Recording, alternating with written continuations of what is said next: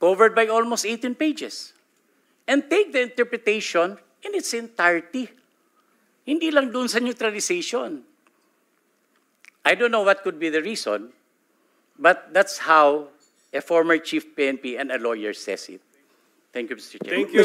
Thank you, sir. Mr. Chair. Follow up. Yeah.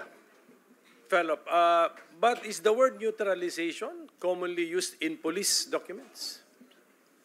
Sige, sige, Chief. Anong Yes, sir. Huh? Yes, sir. Even So, in the military, sir, as I have said. In the police, kaya ako kinocontextualize eh.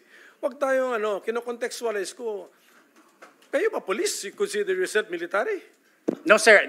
Police. So, in the police context, common ang word na neutralization. Yes, sir. Even if you can see on the different 6 memorandum circular, you see it's Kaya nga, that's one document.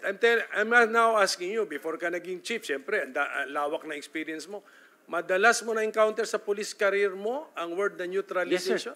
Yes, sir. So just as you made the study ko ilang beses ginamit siya dito sa Yes, sir. document, Yes, can you give us a study kung ano yung mga police documents na na-encounter mo ang neutralization No. at saka negation? I am just saying, sir, that the 6 memorandum circular issued during The six- 2016 six, to okay. 2022, Six. the neutralization and the negation has always been used in the different circulars. And this And- has passed through at least 3 chief PNP signing the Yes. circular. And did it all start with this particular memorandum circular, the number 16-2016? Yes, sir. Dito ba nag-umpisa? Yes, sir.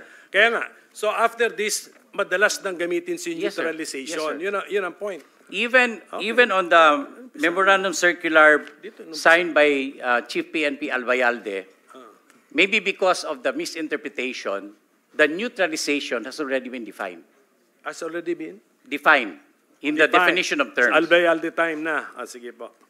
Chief, itong aking records dito, ano ka? You were chief of October 14, 2019. Kino-consider ka na ba chief nun? Up to... Yes, sir, as officer in charge, but limited on the... Up to September 2, 2020. Yes, sir. Tama. Yes, Mr. Chair. Alam mo ilan ang casualty sa war on drugs? Do you know? Sa term mo? I think 662, sir. 662. Yes, sir. We have already list on the different died in police operations on the different terms of the chief PNPs. Yes. Basta in your particular term, 662. Yes, Mr. Chair. Yes. Mr. Chair.